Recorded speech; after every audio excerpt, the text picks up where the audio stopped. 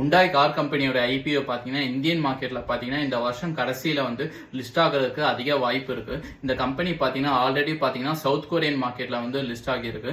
இப்போ உண்டாய் வந்து பாத்தீங்கன்னா மே ஜூன் மந்த்ல வந்து அவங்களோட வந்து ரெகுலேட்டரி ஃபைலிங்ஸ் பேப்பர்ஸ் வந்து செபிக்கு வந்து சப்மிட் பண்றதுக்கு வாய்ப்பு இருக்கு. உண்டாய் கார் கம்பெனி பாத்தீங்கன்னா இந்த ஐபிஓ மூலியமா பாத்தீங்கன்னா 3 to 3.5 பில்லியன் யூஎஸ் டாலர்ஸ் வந்து கலெக்ட் பண்றதுக்கு பிளான் பண்ணிட்டு இருக்காங்க. இந்தியன் ருபீஸ்ல பாத்தீங்கன்னா 25,000 crores வந்து பிளான் பண்ணிட்டு இருக்காங்க.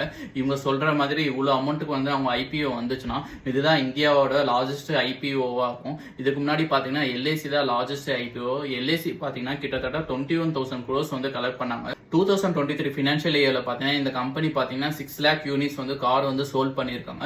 அதோட ப்ரீவியஸ் இயரை கம்பேர் பண்ணும்போது growth பாத்தீங்கன்னா 9% இருக்கு. இந்தியால பாத்தீங்கன்னா கார் செக்மெண்ட்ல இவங்க வந்து 15% மார்க்கெட் ஷேர் வச்சிருக்காங்க. இந்த வீடியோ பிடிச்சிருந்துச்சுன்னா வீடியோ லைக் பண்ணிக்கோங்க. உங்களோட இன்வெஸ்ட்மெண்ட்ஸ் நாலேஜ் அப்கிரேட் பண்ணிக்கிறதுக்கு நம்ம சேனல் மறக்காம சப்ஸ்கிரைப் பண்ணிக்கோங்க.